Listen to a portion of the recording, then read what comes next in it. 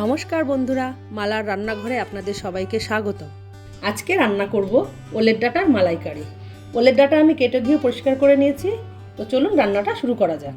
প্রথমে ওলের ডাঁটাটা সেদ্ধ করে নেব। দিয়ে দিচ্ছি একটু লবণ আর অল্প করে জল। খুব বেশি সেদ্ধ করব না, অল্প একটু ভাপিয়ে নিলেই হবে। এবার ঢেকে দিচ্ছি। ওলের ডাঁটাটা সেদ্ধ করা হয়ে গেছে।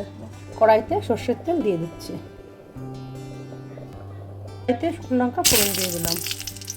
দিয়ে দিচ্ছি একটু কালো জিরে, কাঁচা লঙ্কা আর রসুন,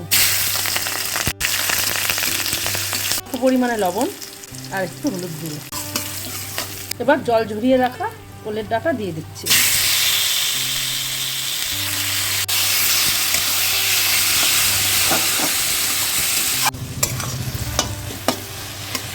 ওলের ডাঁটাটা ভাজা হয়ে গেছে।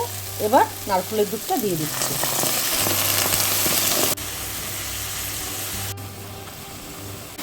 কাঁচা লঙ্কা তো দিয়েছি, কিন্তু সাথে আমি একটু লঙ্কার গুঁড়ো দিয়ে দিয়েছি, যাতে একটু ঝালটাও ঠিকঠাক হয় আর রঙটাও দেখতে সুন্দর হয়। রান্নাটা প্রায় হয়ে এসেছে। এবার অল্প পরিমাণ চিনি দিয়ে দিচ্ছি।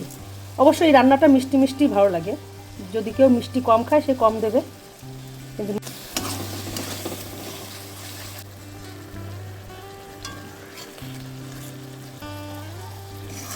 ওলের ডাঁটার মালাইকারি রান্না হয়ে গেছে। এবার নামিয়ে নেব।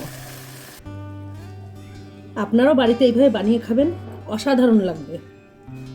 গরম ভাতের সাথে এই রান্নাটা দারুণ লাগে। আজ তবে আসি, দেখা হচ্ছে পরের ভিডিওতে। আপনারা সুস্থ থাকবেন, আনন্দে থাকবেন।